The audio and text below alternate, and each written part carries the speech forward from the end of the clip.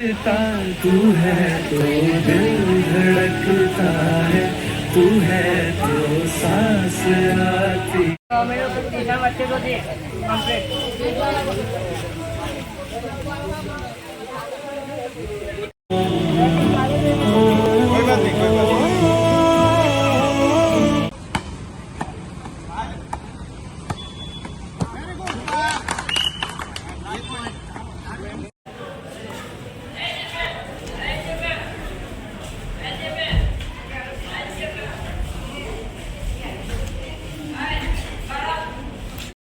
से स्वागत करें।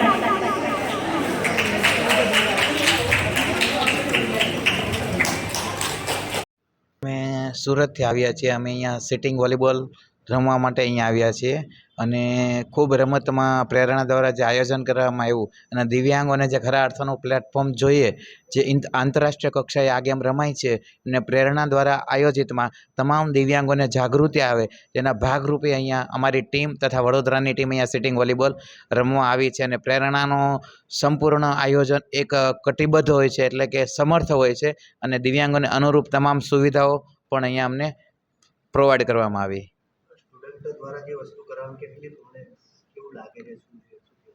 ખરેખર પ્રેરણાનો આભાર એટલા માટે વ્યક્ત કરી શકાય કારણ કે જે ગુજરાત સરકાર કે ભારત સરકાર ન કરી શકે, એટલે કે ખરા અર્થનું પ્લેટફોર્મ પ્રેરણા દ્વારા આપણને પૂરું પાડવામાં આવ્યું છે અને આ ગેમની જેટલી જાગૃતિ આવે અને તમામ દિવ્યાંગો પોતાની સુષુપ્ત શક્તિ દ્વારા પ્રેરણાની આ ઇવેન્ટમાં ભાગ લે, પોતાની શક્તિ ખીલે, તે માટેનું આપણને આયોજન એટલે કે પ્લેટફોર્મ પૂરું પાડે છે। તે માટે હું પ્રેરણાનો ખરેખર ખૂબ આભારી માનું છું।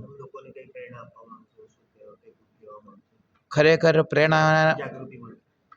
પ્રેરણામાંથી પ્રેરણા તો ઘણી લેવા જેવી છે કારણ કે ઘણી બધી ઇવેન્ટો આ પ્રોગ્રામ અંતર્ગત આપણને કરવામાં આવે છે અને પ્રેરણા વિશે જેટલું કહીએ તેટલું ઓછું છે અને હું તો દરેક ગુજરાતના તમામ દિવ્યાંગોને એક સંદેશો પાઠવીશ કે તમારામાં રહેલી એક સુષુપ્ત શક્તિ છે તેને બહાર લાવવા તમારે મેક્સિમમ પ્રયત્નો કરવા જોઈએ અને જ્યાં પણ તમને જે પ્રકારનું પ્લેટફોર્મ મળે તેમાં તમારે તમારામાં રહેલી શક્તિને બહાર લાવવી જોઈએ।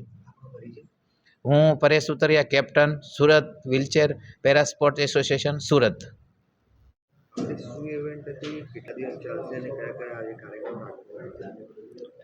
નમસ્તે।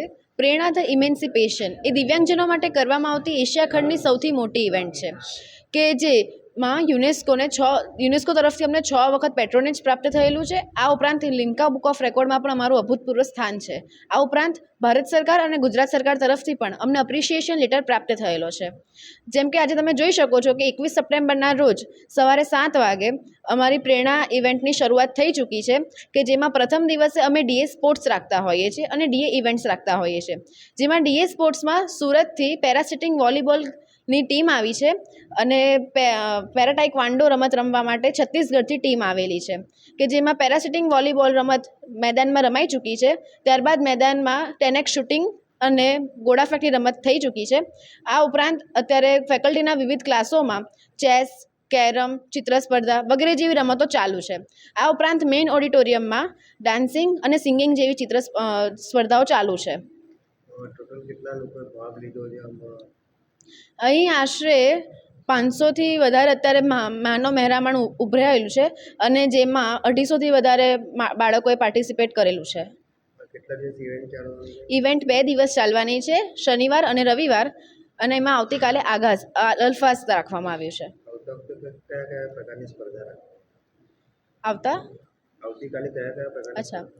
આવતીકાલે ડીએ ઇવેન્ટ્સમાં અમે વિવિધ સ્પર્ધાઓ રાખવામાં આવી છે કે જે અમે આવતીકાલે જ કહીશું। હું મીડિયા કોર્ડિનેટર ભાર્ગવી ટેલર।